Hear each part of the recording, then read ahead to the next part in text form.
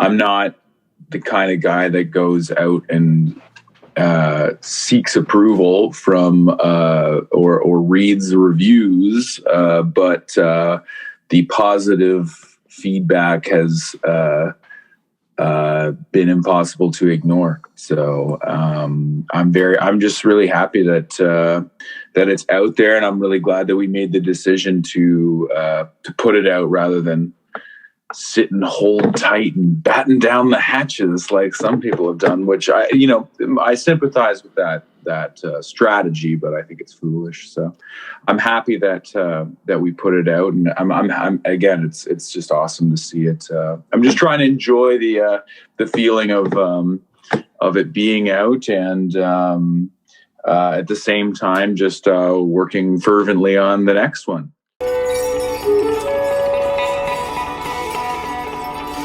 This is All About the Song.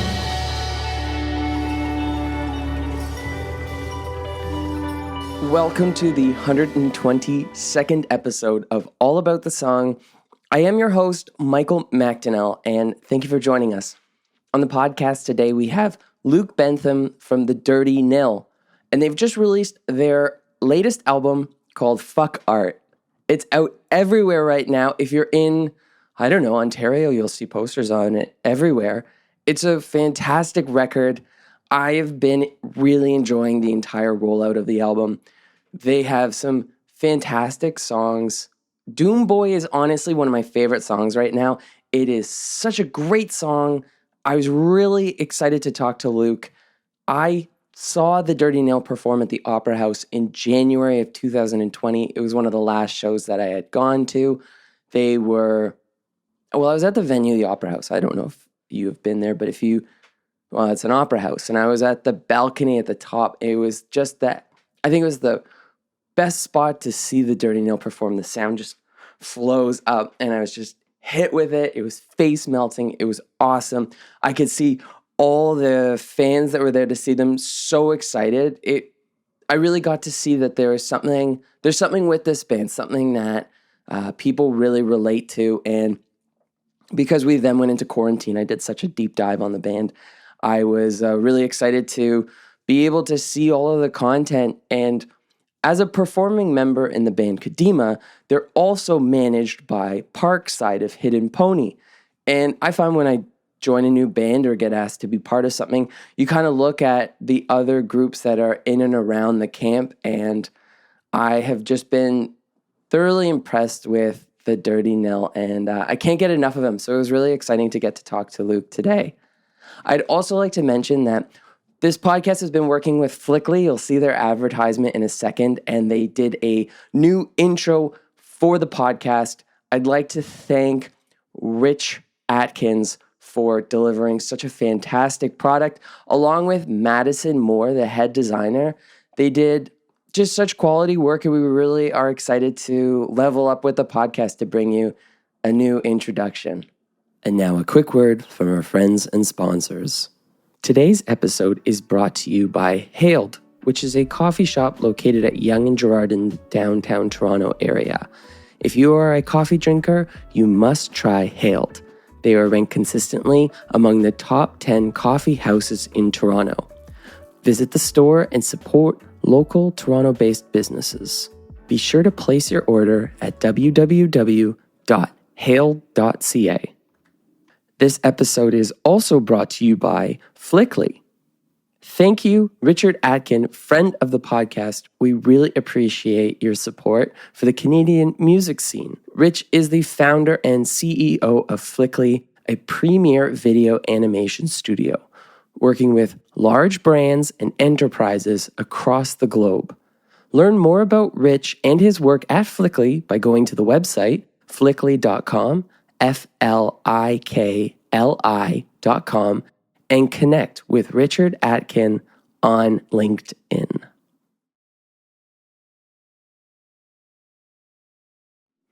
Before we begin, I would also like to take a big shout out to the Sounds Like Songs Network team, in particular, Dana Pierce, who is doing all of our editing and production management for the podcast. She's been doing such a great job. I'd like to just extend a very big thank you to her for all of her work.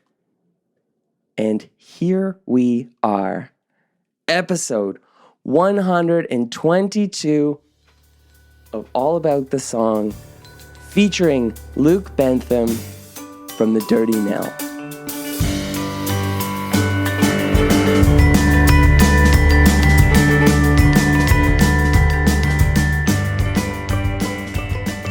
Luke, thanks so much for joining us. Congratulations on Fuck Art being out.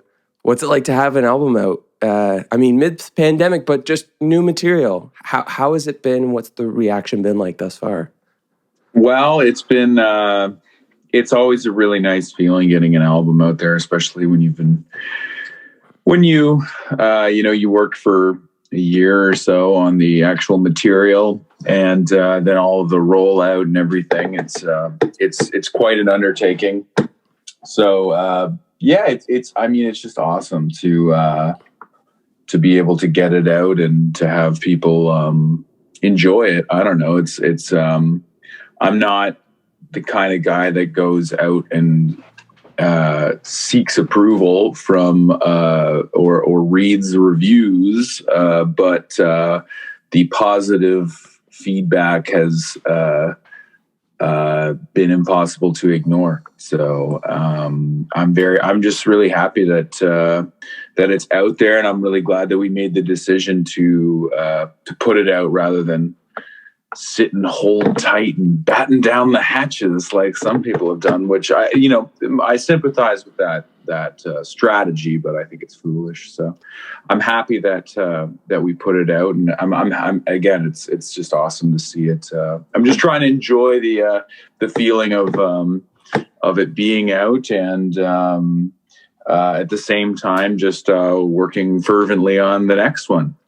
Well, that's great to hear, but also what I really appreciate of you putting it out is that I think you guys did an absolute fantastic job of promoting it in a way that was different and unique.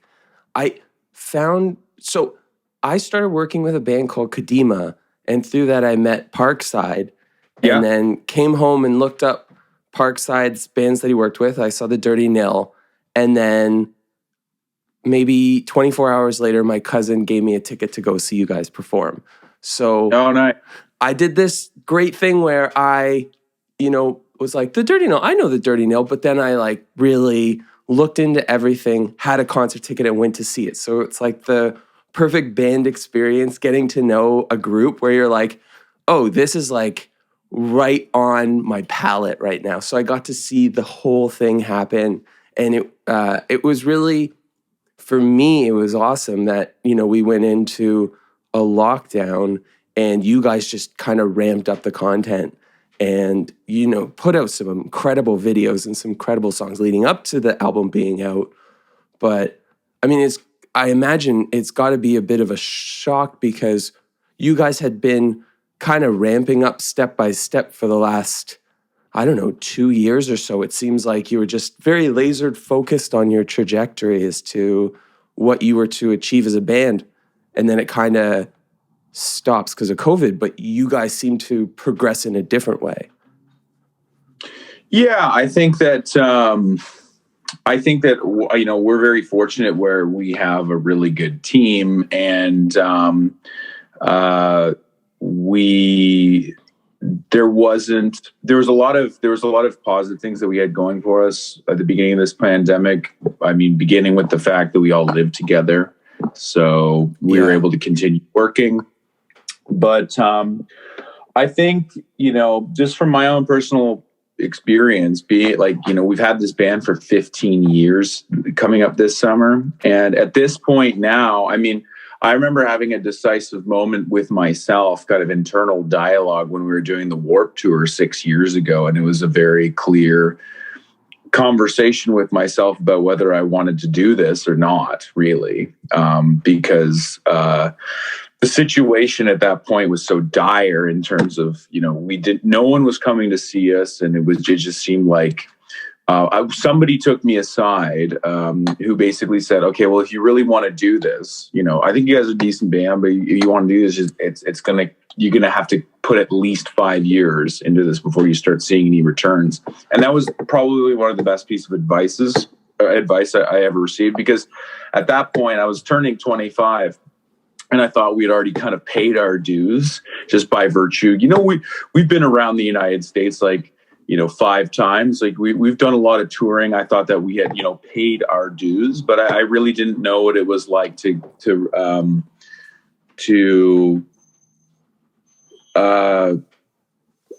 we were just getting started, really, to be honest with you, even though we had done a lot of touring. And so the only reason why I'm bringing this up is because that kind of conversation just refocused my mind on the idea of just trying to move forward at all times with any available means, and not getting bogged down by logistical bummers. I think that it's as I said, we're very fortunate in terms of the team that we have. We have a lot of creative minds throwing ideas together, and we also have a lot of drive to continue, and we have a lot of belief in what we're doing. I mean, we love it. We have a good time doing it. So I appreciate your compliments. All things considered, we had a hell of a 2020, I have to say. It's like, and I at sometimes I've felt, a little bad about saying that, because I know a lot of people didn't, but we did. And that's just the plain and simple truth. We definitely had, it was a bummer not being able to play, but we were busy every day working on this thing and promoting it and throwing things at the wall and seeing what stuck. And fortunately, a lot of stuff stuck. So I'm just really happy that we have, as I said, the team that we have, which is, a very hardworking and adventurous team with a steady sense of humor. I think is I think the most important part of the whole thing. But I think that doing things like the Warped Tour and earlier tours, and even tours after the Warped Tour, that really tested my personal mettle about whether I really wanted to do this or not, because there was no one coming to see us,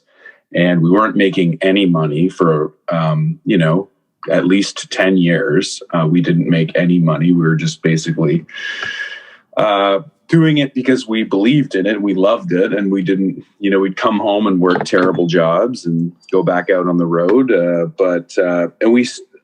There's still elements of that. During this whole pandemic, but I'm thankful that I've had those kind of moments prior to this pandemic that really allowed me to, and the band, everybody in it, to really ask themselves whether this is what they wanted to do, or whether there was something better, more appropriate to direct their efforts towards, Well, I think too, when you play in a band for as long as you have, I would imagine that there's a bit of a narrative, just because, if you've been in the Dirty Nil for 15 years, that's probably about half your life. Yeah. And I would imagine that in year 5 and 6, you probably felt very different about the way that you feel about music and the whole scope of what you do as a profession.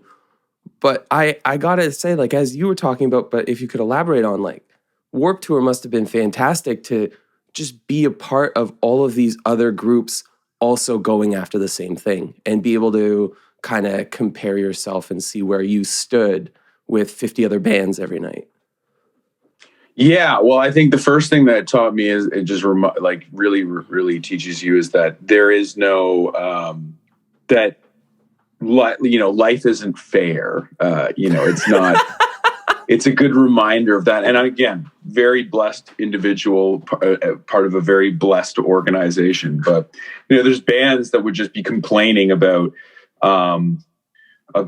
some trivial garbage while they were hauling in, legions of fans every day playing shitty music with backing tracks, and they're complaining about the catering or something like that. They had no idea how lucky they were.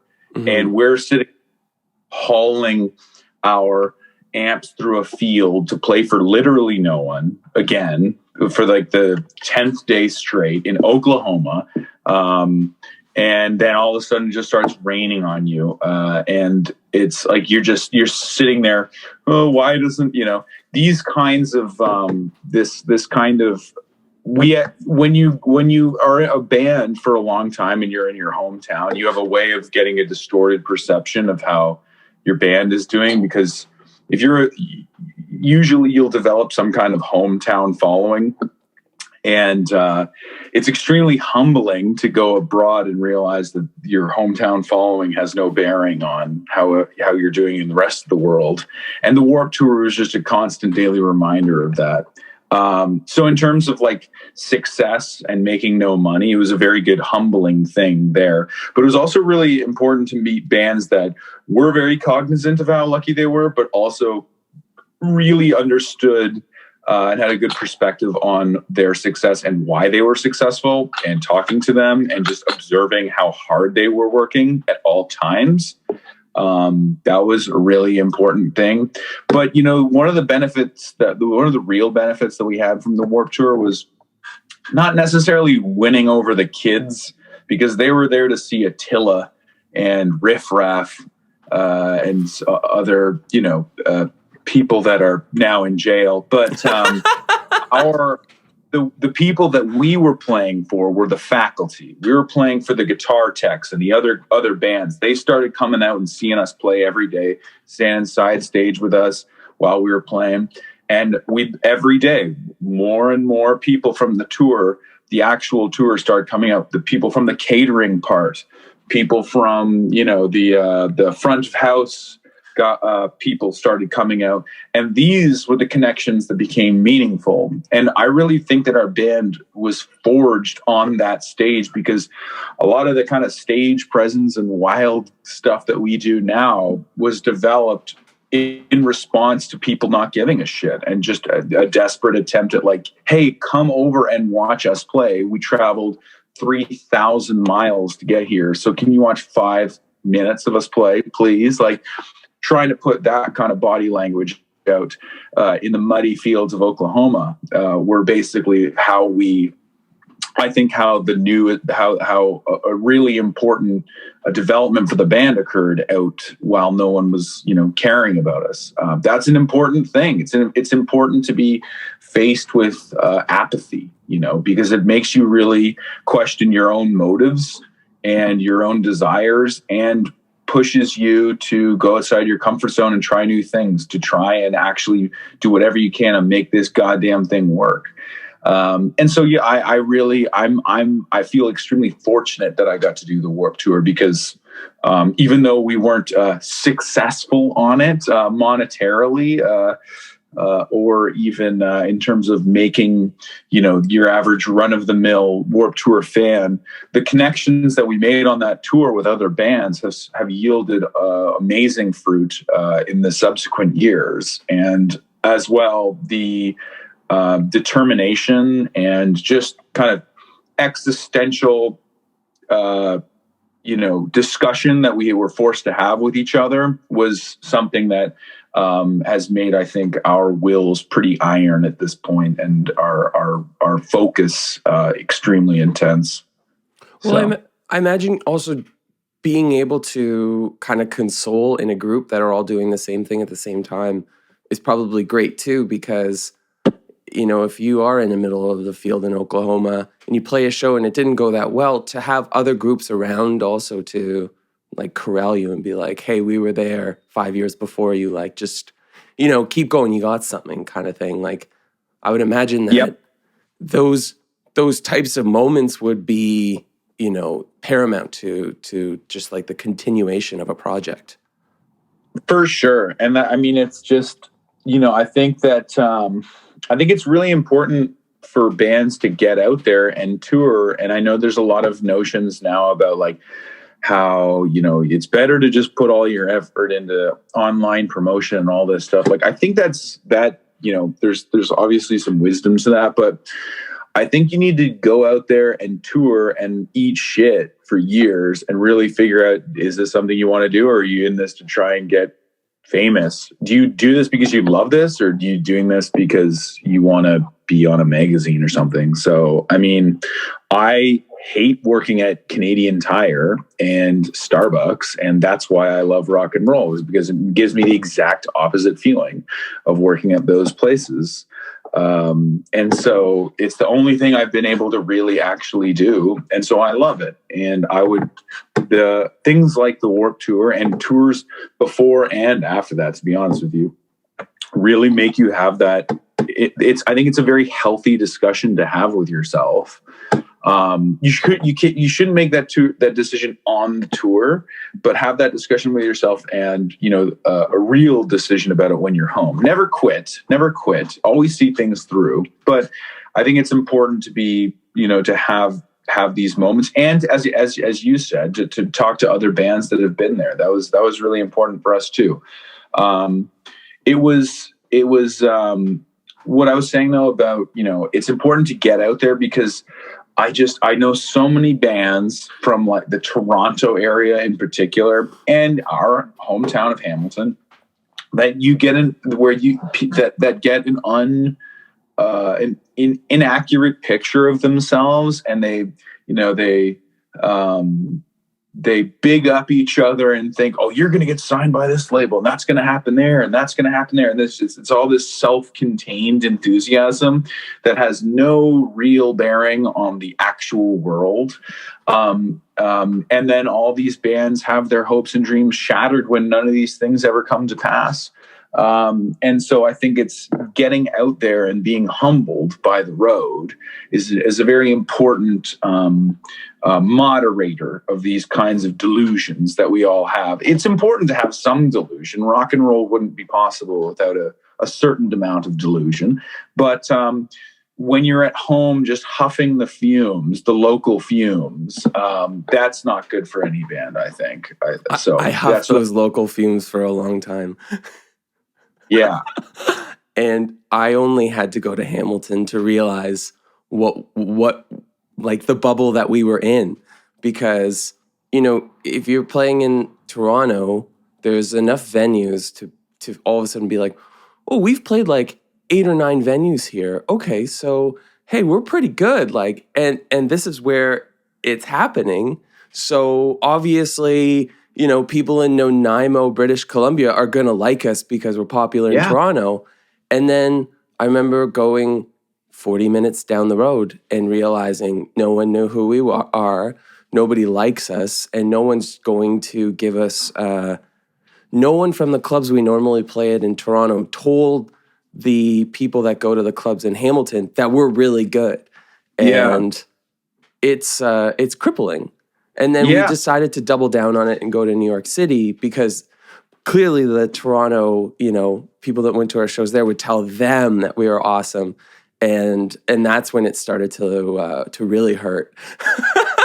when it's so important too, because, and also as you mentioned, and I've seen it too, is that, you do get talked up with each other, like your MySpace top 8 of bands kind of just prop you up, and then you do get that deal and you're on top of the world and you're on a magazine cover and everybody in your local scene talks about you, and then you start touring to Manitoba and stuff like that, and you realize it doesn't translate, and you gotta figure other markets out, and it took so long to figure out how are you going to do it again?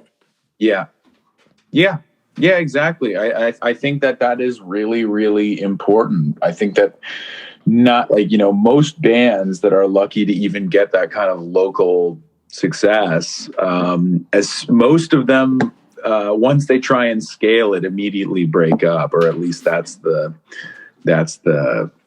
where they lose their impetus, when they realize that this is going to be a tough slog. It's funny, every single, I've had so many different times in this career of mine of 15 years now, where you think that you're about to have a watershed moment. And the real secret is there are no watershed moments in my experience. There's only just there's little notches of like, that's a good thing. And then you add another little notch. Here's another good thing. And there's a cumulative weight of all these little incidents that leads to where you are now, hopefully in a better place than where you started. But we've never been able to strike gold or anything like that. We've had good things like, Fat Mike from NoFX talking about our band on some Reddit AMA. People still come up to us and talk about that, but it didn't exactly lead to, when we did our first tour of the United States, we didn't pack clubs because Fat Mike mentioned our name in a message board. We've had lucky little things happen all along the way. But there are we've never had a moment where it all blew down, every time we make an album, it's like, this is going to be the one that does this. But that's what makes you try the hardest that you can. And you have to have some, as I said, delusion is essential for rock and roll, I think. Yes. Or else you wouldn't make the effort. You would just robotically, you just churn something out and be like, whatever, it's got a few good songs on it, but we'll pad it out. Let's just get it done with.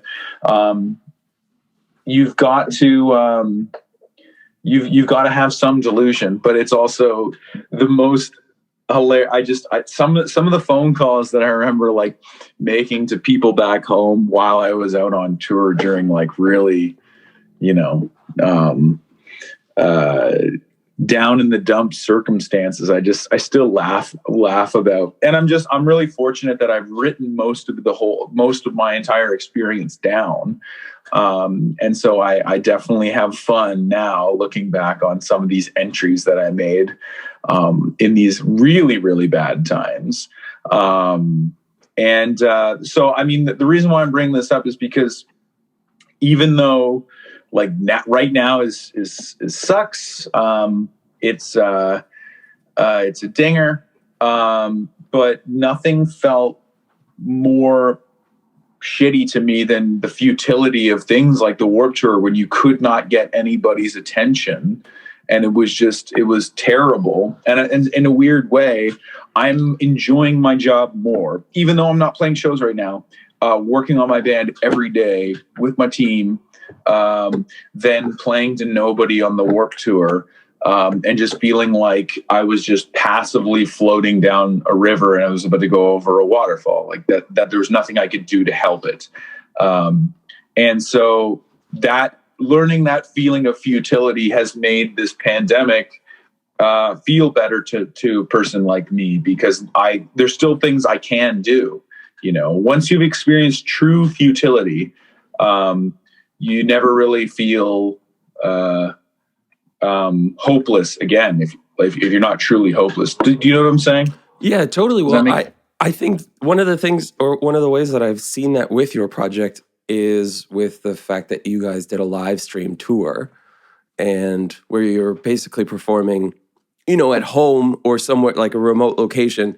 And you called it a tour where you're going all these different places. But when I tuned in to watch those videos, regardless of the set where you're saying you're performing or anything like that, the three of you are playing to max capacity as if you're playing in a live venue. And I appreciated that, because artists that don't understand or have yet to learn the importance of every moment maybe wouldn't put as much effort into the performance, a live stream performance, as your band did. And it was nice to see, and it was something that I would watch and tune into, because knowing the extra work that you have to do to pull over something like that when you're just in a room with a couple cameras and some lights, and you're like, okay, pretend you're performing to a sold-out crowd. I really enjoyed watching you guys do it, because I think you executed it perfectly. Well, thanks. I think, again, one of the important things that's been really good for us as a band is that we have a video guy named Mitch Barnes who comes with us on tour all the time. We make all the music videos with him. And so this comfort of his collaboration with us has given us, I think, all collectively a real comfort on camera, and being able to crank stuff out and turn it on when we need to. And so, I mean, yeah, it was definitely a hell of an experience. Like we were cranking out like 2 or 3 sets a day in the middle of August in a shed with no thing. Like, basically like, all right, like what are we doing now? Okay, now we're doing Chicago. Okay, here's the set list. Here's what we go. Like trying to run through it and like crack a beer and like, let's get back in there. That was a crazy, crazy, weird experience. But at the same time, like we were all just so happy that we could just literally just play together. And that we weren't locked down. But the tour aspect was just a brilliant idea by our manager. That was great. It's that we could kind of like kick some money back to the venues that we were green screened into and help support them in any kind of modest way. And so I as I said, I feel very fortunate that we had the kind of energy and hustle and amount of just zany ideas flying back and forth that we did in 2020 and this year. The stuff that we've got some ridiculously hilarious shit brewing right now. That's awesome. Yeah, I mean, that's the only way to stay engaged. Otherwise, like you can't. I think that being taught what futility feels like is like a really important lesson, where you feel like no matter how hard you try, that you can't get anything, and being humbled that way is like it's a lesson, or at least a feeling that has served all of us really well, because I think that a lot of bands are experiencing futility in a different way right now than maybe we are. And I'm not saying, again, that's just an idea. I don't know, but I think that our 15 years thus far have prepared us to be able to try and navigate any weird unknown territory with the same kind of enthusiasm. And to be honest with you, even a little bit more enthusiasm than traditionally, because I think it was energizing for us also to see how much less traffic there was on the highway of the internet from rock bands. It was energizing to us because we were like, okay, well, now we can maybe make up a little bit of time and put the hammer down a little bit on the gas pedal, because it seems like the airwaves are open, everybody's at home, and there's a crucial lack of new content and ideas flying around, especially in the rock and roll community. And so, we really put a lot of energy into that, rather than saying, well, guys, maybe we'll just go into hibernation and we'll just wait this whole thing out. One of the crucial things that happened to our band early on was our first record, Higher Power, took basically a year and a half from recording it to releasing it, and losing that time and the whole rigmarole of that process really dissuaded us from ever wasting any time ever again, because it was such a painfully boring, shitty delay.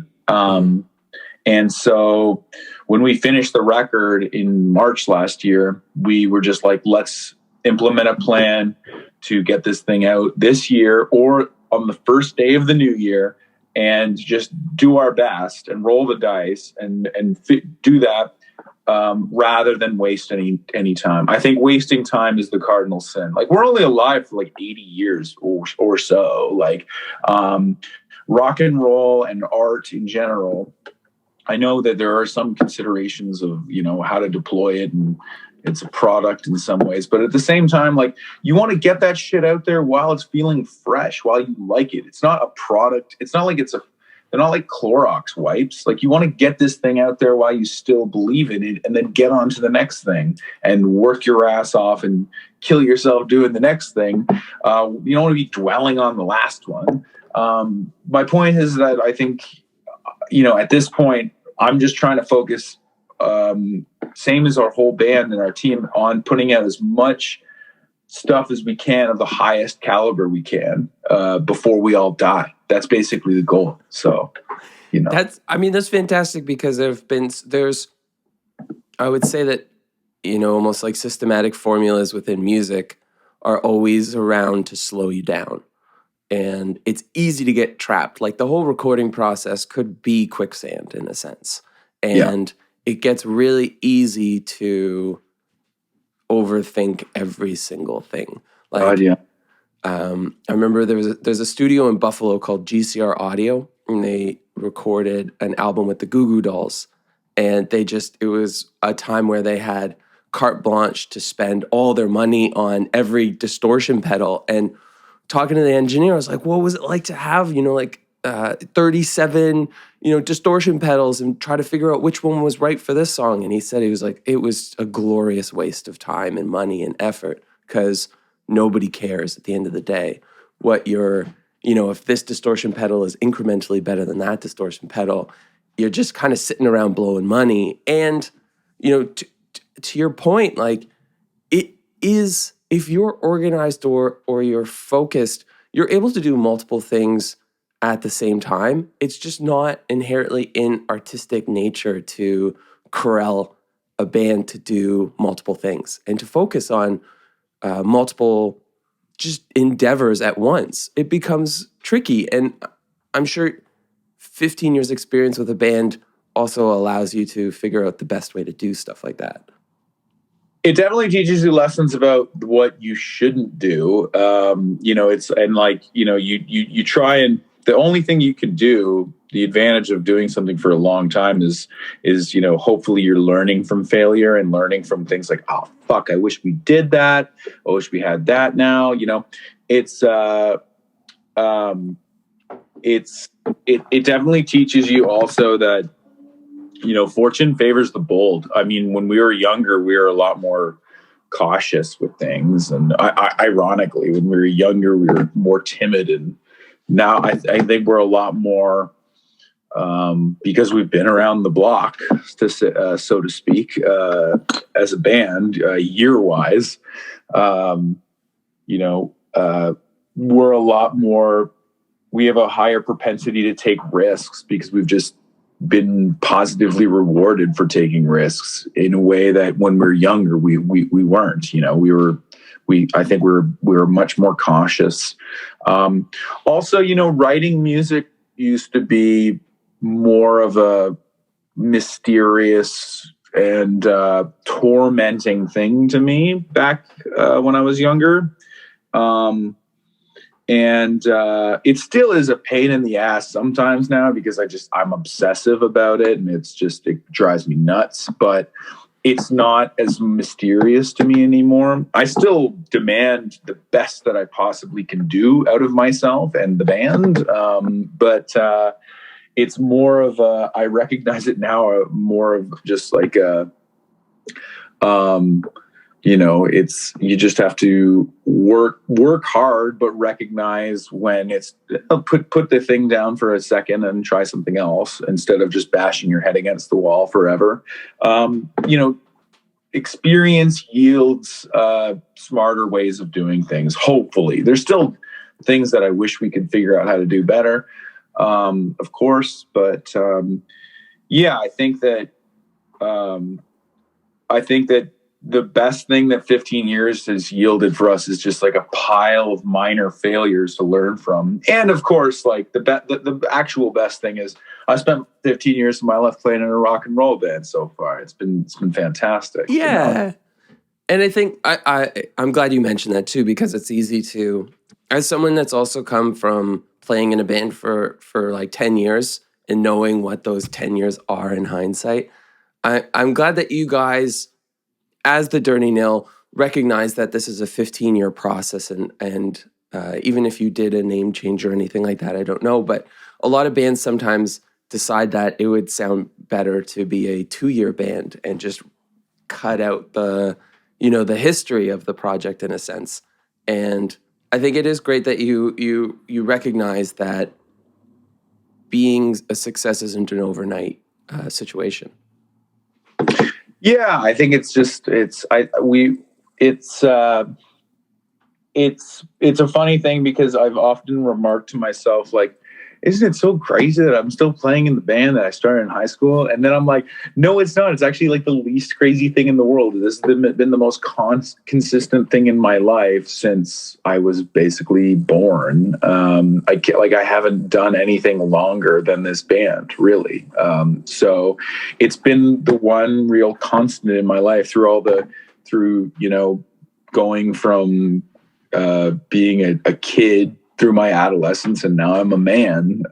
This has been the one constant thing in my life. So there's never really been a time where it's like where there's like a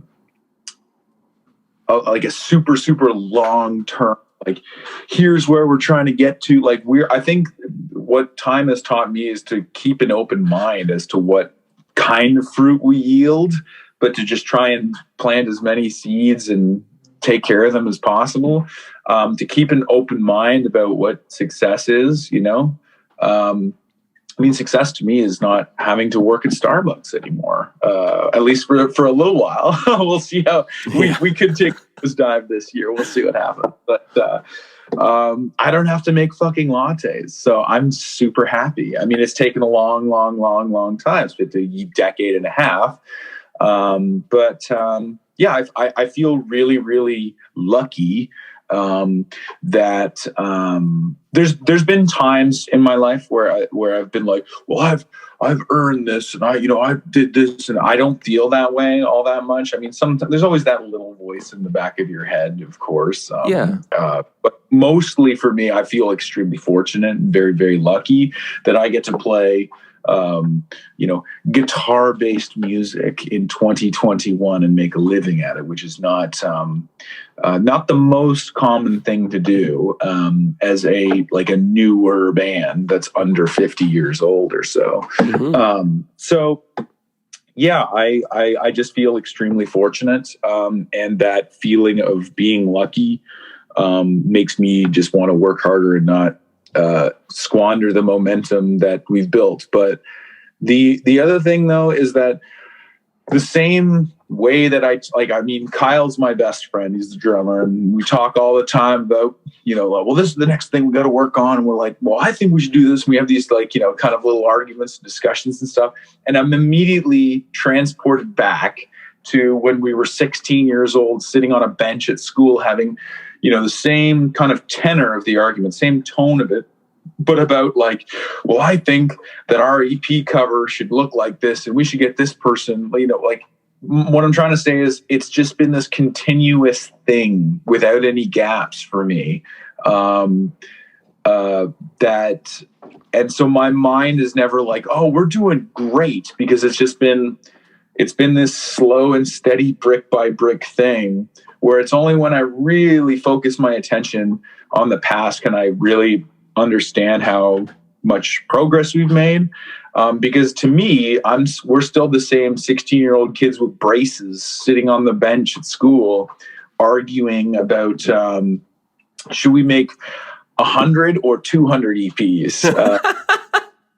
We're still that, in my opinion, in my mind, I wanted to ask about your musical setup. I think that the fact that your band has talks about gear and the gear that you like, and it's part of the fabric of your band, I appreciate it as someone that spends countless hours, especially in a pandemic, watching things like Rig Rundown. And I saw the Dirty Nils. There was a Chicago version of it that you guys did, and I was really excited that I was able to see the other side of the stage and what you were working with. When was this always the way you were with regards to the guitar? Like very, very traditional. Let's find my sound and hone my kind of my instrumentation in a sense. I was, in the beginning, I was really focused on trying to find something unique visually.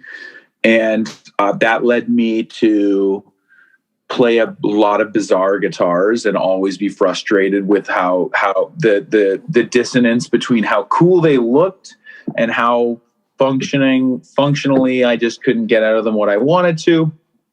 And all of this, I swam in circles and all this stuff for quite a while of just like, well, now I'm going to use this old weird Japanese guitar. And now it's going to do, but like then I shit the bed at a show trying to get this thing in tune, and it just would be terrible. So I think by the time I was like 20, I had got like my first really like good stable rig that I had was like, I was using it's just over there actually, my Rickenbacker with this Garnet preamp and a old Trainer Bassmaster, and it just sounded really good. It definitely sounded unique. It was really cool, really scratchy, but great distortion and not much sustain, but great feedback. It's great sound. Mm-hmm. And I recorded like Fucking Up Young and all that stuff with that rig, and I really liked it for a while.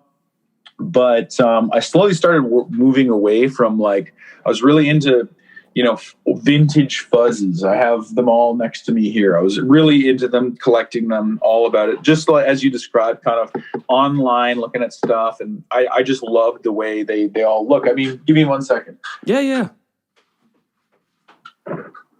I mean, how can you argue with this? It's so cool, right? It's the best. So, awesome.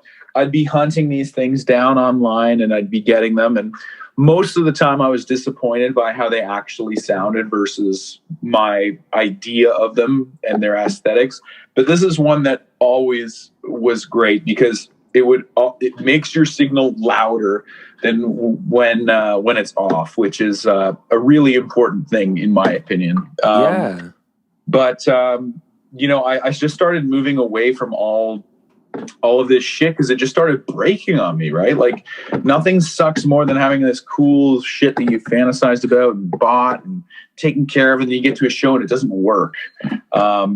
Reliability, the more shows you play, the more that reliability begins to take precedent over everything. Reliability is the most important factor for me at this point. And so basically once I was about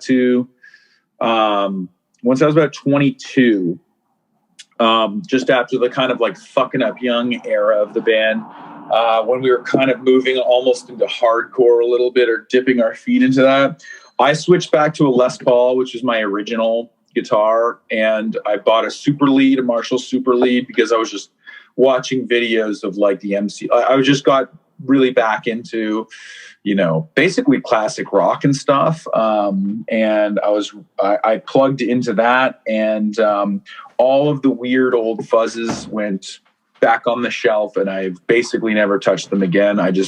I stopped running away from my natural instincts, which was a Les Paul into a Marshall, which I ran away from for a long time because I wanted to do something original and unique.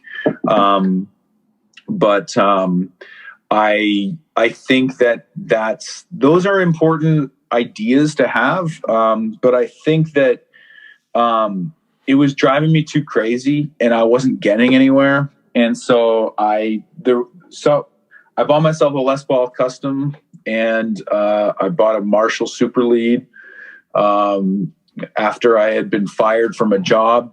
And I just took all the money I had made there that I had saved up, and I bought those two things, and I had no money, and I was living in my parents' basement, but I had my dream rig, and it's still the exact rig that I use today. And I basically discovered using the only fuzz pedal that I use now is a Rat, and I always have a Rat on all the time. And then I kick on a second one to get louder. And I just found that the Rat just became my tone. Like even when I'm playing at home, I don't play straight into an amp. I always have a Rat on. Even if I just have it set lower as a preamp, the electric guitar doesn't sound right to me unless I'm using a Rat. And I don't know. I wasn't really aware of how much that had become the reality for me until I started trying to play through other things. And I'm just, I'm so acclimatized now to the sound. It was mostly a reliability thing because I got these cool old things. I love them. They're great, but they just let me down because they weren't designed to be used for 50 years, right? Like they were They were designed to satisfy the needs of kids in the early 70s or late 60s. They're museum pieces, basically. So I got let down by all that shit too much. And so I just switched back to the like Les Paul Custom tuner, which was a big advancement. I didn't use a tuner for a long time, which is fucking so dumb. If I can recommend anything to the kids out there, if you don't use a tuner, fuck you. You're an asshole. Nobody cares that you're trying to tune on stage. Nobody thinks it's cool. Use a tuner. Or do whatever you want. It doesn't matter. So yeah, tuner, 2 rats, and a super lead, and you're done. That's it for me. I'll never change it. Other companies have surprisingly approached me. You know, Hiwatt was like, yo, what do you think about a Hiwatt? I was like, they're fucking cool, but I already have the amp that I love the most. Like, I've tried so many amps, used so many different backlines at festivals and stuff. Nothing beats a Marshall Super Lead and a Les Paul and 2 rats. That's it. I'm done. Like, it's just I played a couple other different guitars. I have a couple other different. I got a 335, and I got just a pile of Les Pauls. But you know, in terms of everything else, the best thing about the rats too. I love talking about equipment, by the way. As you can tell, you've opened Pandora's box. That's okay. I love rats as well. I have a couple myself, and they're great. Well, the thing that I love about them the most is that regardless of what crazy backline I have to plug into at a festival or whatever, I can find a tone that I like using just sculpting around the rats, as where other pedals are finicky, you know. I used to love playing with this Super Fuzz. It was dope, but if I changed the settings at all on my amp, like, it would do something a little bit different and not quite respond the same way, and it would just drive me nuts. So the coolest thing about a rats is that you can plug them into each other and they still get louder. And that's pretty cool to me. As I said, like, the rats help me. Is the rat a humbucker and a rat, a Les Paul and a rat rather, is my sound. That's it just makes me feel happy, and I can get the instrument to respond the way. The other thing too is that, like, equipment was driving me nuts. I was in university, and I'd just be sitting there in lectures, like, looking at different distortions and shit, and I'm like, I gotta fucking stop this shit. So when I found my rig like 8 years ago, I literally haven't changed it. The only thing that I changed was my rats got worn out, and so Proco sent me a couple new ones. That was the only thing I changed. Like, and I got myself a pedal board, which was like a big deal also. I didn't have a pedal board forever. I was just like, I had a sack, and I would just like keep them down to the stage. And then somebody came up to me. It was actually on the Warped Tour. They're like, dude, you have got to get a pedal board. And he was, because they were there. We were on the Ernie Ball stage, which is like the little stage that most people don't ever go to. But the front of house guy was just like, dude, you got to get a fucking pedal board. Like, he is from the South. His name was Bob. He had a great way of speaking, and we had a good laugh when he said that. But he was right. And I got myself a pedal board after the Warped Tour. But anyways, yeah, I am really in love with function and reliability. And so that's the other thing too about like amps is I tried so many different goddamn amps, and they all, like, I for so long I wanted my thing to be like, I use an Ampeg V4, you know, and I bought just a fucking lemon of a V4, and it shocked me, and I had to get it recapped and all this shit, and it died, and it just constant. And it, even when it worked, it sounded like shit. It was loud, but it sounded like shit.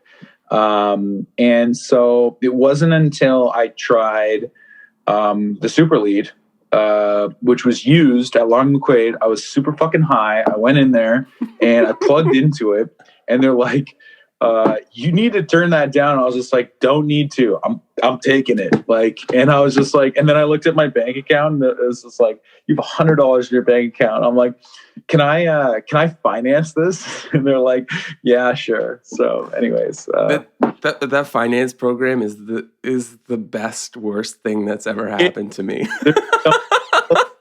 That are just like strung out on fucking financing deals with Long and McQuaid. I used to be one of them. It took me far.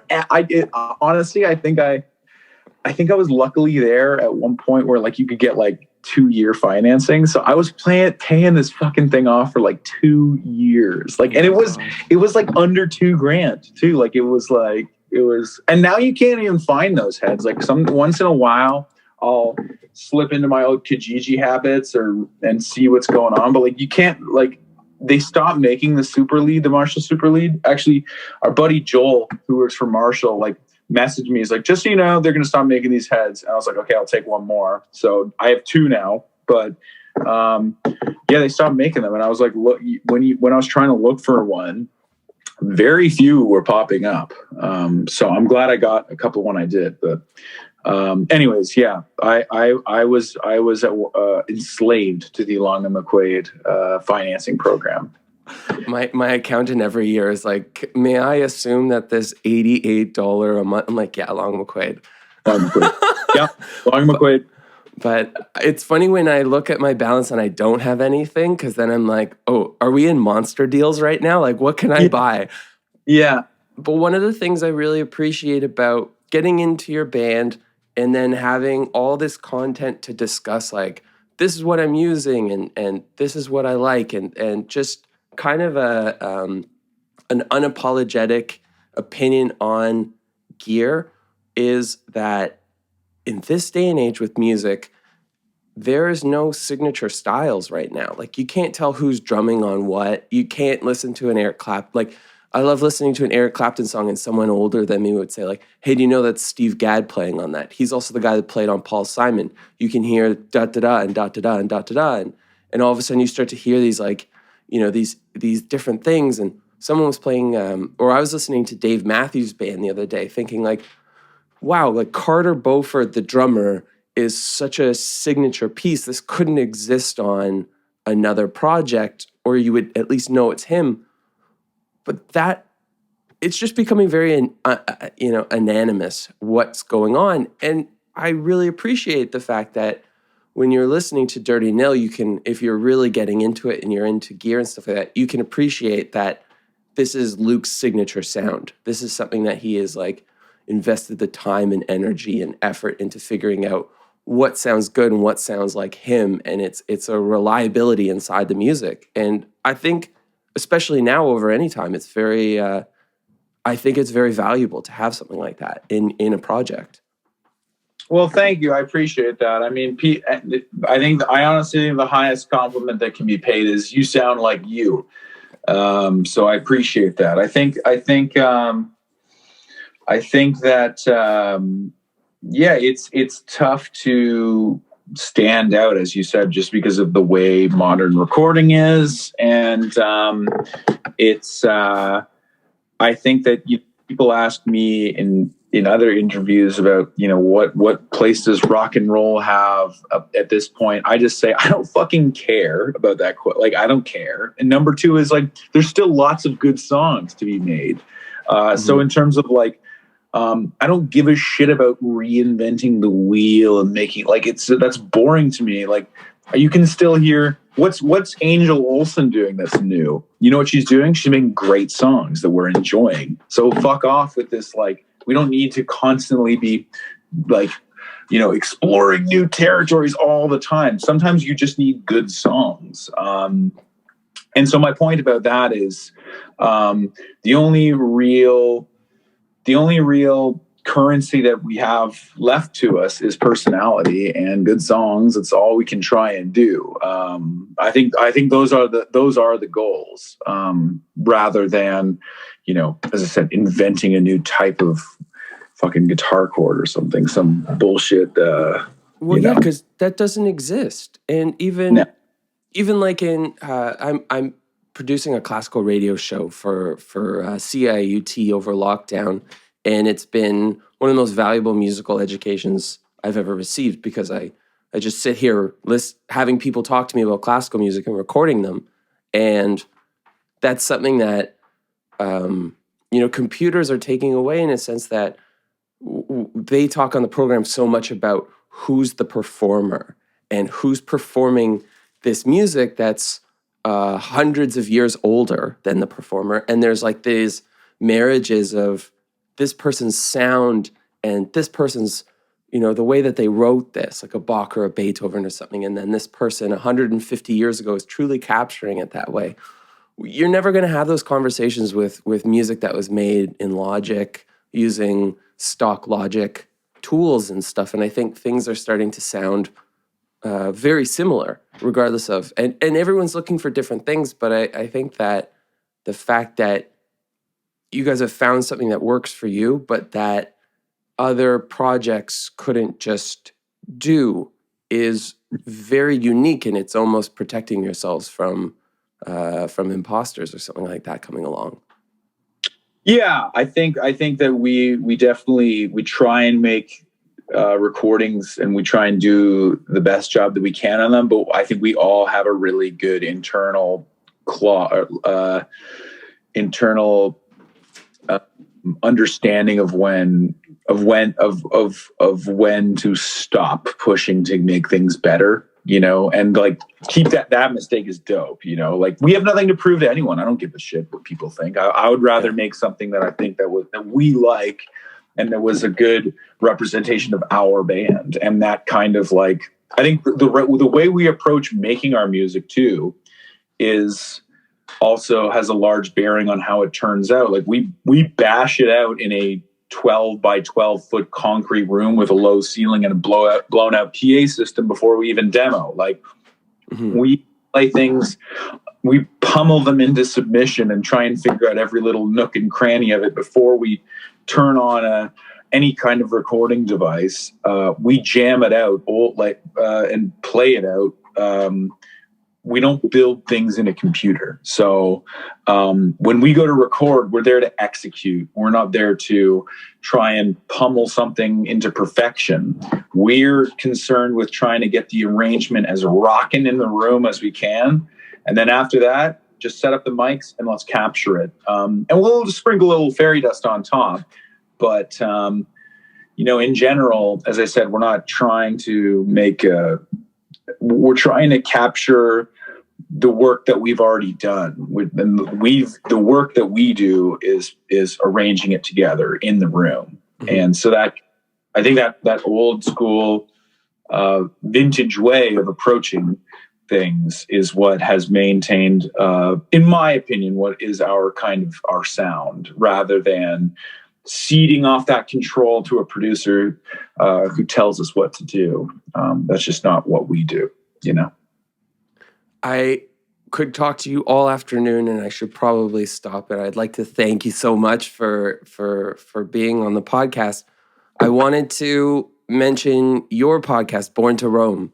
It's been a great listen. I'm always looking for music podcasts, especially Canadian ones, because not anymore, but for a brief while, I felt like I was the only person out here. And I really, really like your podcast and your style of interviewing.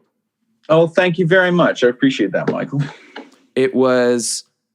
I think that you do a really good job getting to the essence of the artist. And I think a lot of it comes from your personal experience of understanding what being an artist is all about.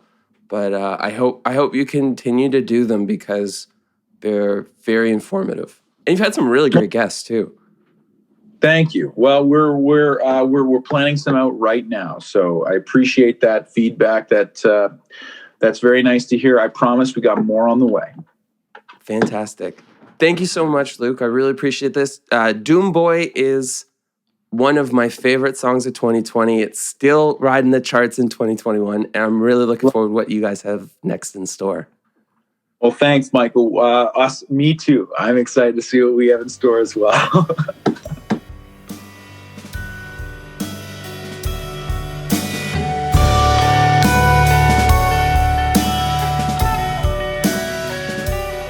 I'd like to thank Luke for being on the podcast. Be sure to check out the new album, The Dirty Nil, Fuck Art. Also check out Luke's podcast, Born to Roam. He is an incredible podcast host. I really enjoy listening to the podcast. The guests that they have on are really excellent. So when you're done listening to all 122 episodes of this podcast, do yourselves a favor and check it out. But seriously, it's really, really enjoyable. So do yourselves a favor. I look forward to everything that the Dirty Nil has for 2021, as we are still at a stay-at-home order and I've devoured their catalog. I'm looking forward to even more stuff. If you have any questions, comments, or suggestions for a guest you'd like to hear on the podcast, send us an email, allaboutthesongpodcast@gmail.com. Be sure, as we are now on YouTube, to subscribe to the page, hit the notification button, leave a comment on this video. If you're listening on audio, we are at Apple Podcasts, Spotify, wherever you get your podcasts, and wherever you do listen to the audio, if you could rate and subscribe there too, that would be fantastic. We've got some pretty insane guests coming up. No, I'm not going to tell you, but they're really good, and it's coming out next Tuesday. Every Tuesday we have new episodes of All About the Song. The guests are, I don't know. I'll tell you next week is Fifi Dobson, and the week after that is Chris Johnson. There, I'll say it. Chris Johnson's the drummer for Lady Gaga, but the Fifi Dobson episode next week, oh my gosh, is really good. She's a fantastic story, and it's just absolutely amazing. So, for Luke Bentham of The Dirty Nil, I am Michael McDonnell. Episode 122 of All About the Song is in the books. Oh my goodness, there's a cat on my lap, and he's going to say goodbye. We will see you next week. See you next Tuesday.